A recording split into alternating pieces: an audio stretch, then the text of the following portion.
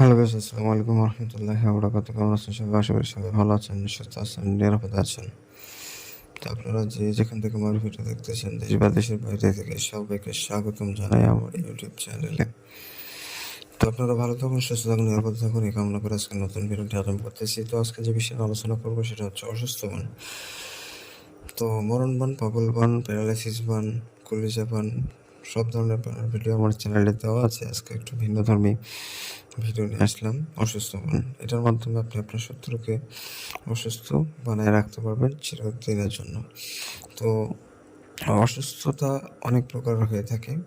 তো আপনার জীবন চলার পথে আপনার সমাজে আপনি লক্ষ্য করলে দেখতে পারবেন আপনার চারিপাশে অনেক মানুষ কিন্তু অসুস্থ হয়, চিকিৎসার মাধ্যমে সঠিকভাবে সুস্থ হয়ে যায়। আবার অনেকে আছে যারা অসুস্থ হয় কিন্তু অনেক ভোগান্তিতে পড়ে, কখনো সুস্থ হতে পারে না।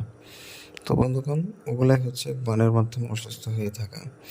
যে ব্যক্তির উপর বান একবার প্রয়োগ হয়ে থাকে, সে বানটা যদি বুঝতে না পারে এবং সে চিকিৎসা নেয়, সেক্ষেত্রে কিন্তু সে কখনোই সুস্থ হবে না।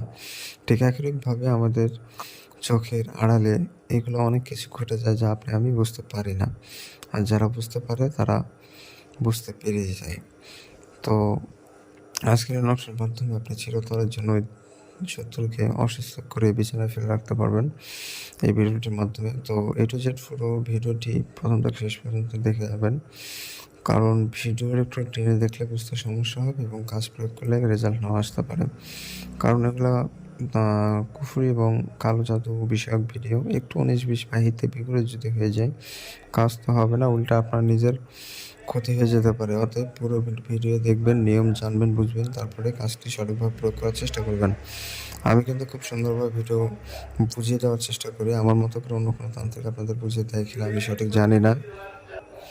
আপনি ট্রাই করে দেখতে পারেন। অন্যান্য তান্ত্রিকরা কিন্তু খুব সুন্দর করে বোঝানোর চেষ্টা করে না। ওরা ভিউয়ের আসে এটা ওইটা বুঝাইয়া চলে যায়। কিন্তু আমার এখানে A to Z পুরো ভিডিও বুঝিয়ে দিয়ে যায়। কারণ আপনারা যদি সফল হন তাহলে আমি সফল, আপনারা ব্যর্থ হন আমি ব্যর্থ।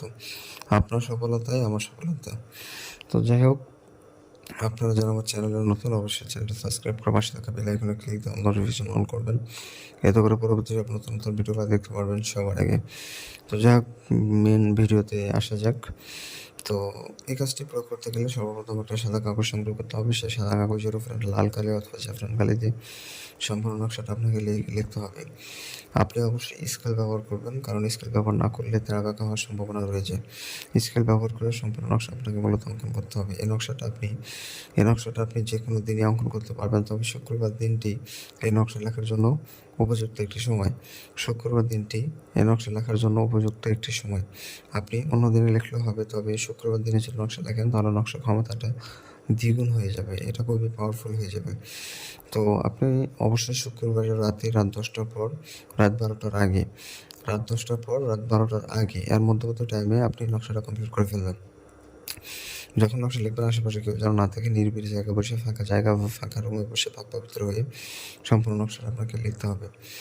তো নকশা লেখা অবস্থায় কারোর সাথে কোনো রকম কথাবার্তা বলা যাবে না, নিজের মনকে অন্যদিক ঘোরানো যাবে না। অন্য কোনো বিষয় ভাবতে ভাবতে নকশা অঙ্কন করলে নকশা কাজ করবে না। আর এই নকশাটা মূলত 10 মিনিটের মধ্যে লিখতে হবে। 10 মিনিটের 1 সেকেন্ড যদি বেশি সময় লাগে, নকশা কাজ করবে না।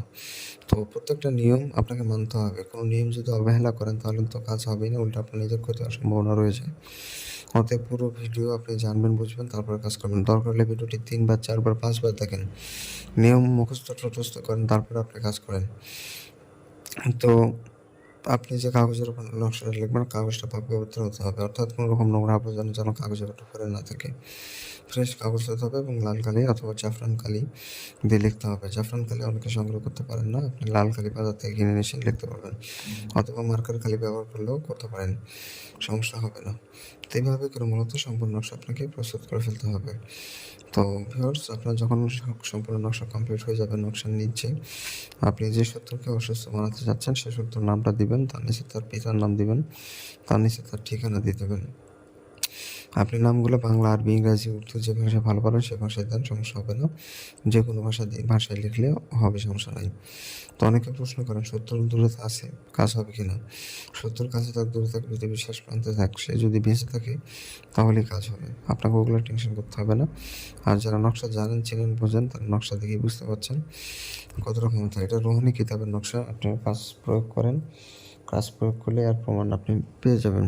আর মেন কথা হচ্ছে যে আপনাকে যে নিয়মগুলো আমি পরিপূর্ণভাবে বলে দিলাম, আর একটু কিঞ্চিৎ পরিমাণ যদি নিয়ম ভুল করেন, এতে করে কাজ হবে না।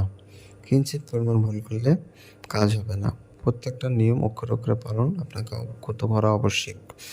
তো যাই হোক, নকশা লেখা হয়ে গেলে নকশা আপনাকে একটা বাজার থেকে মোমবাতি কিনে নিয়ে আসবেন। সেই মোমবাতির আগুনে নকশা পুড়ে ছাই করে দেবেন।